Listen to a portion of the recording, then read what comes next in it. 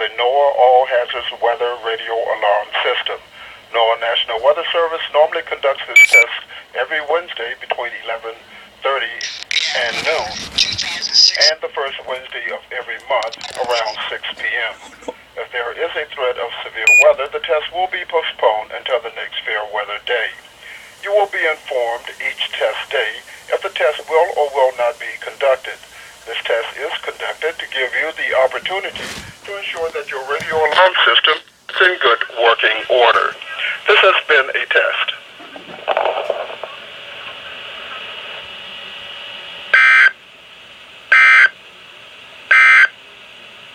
You are the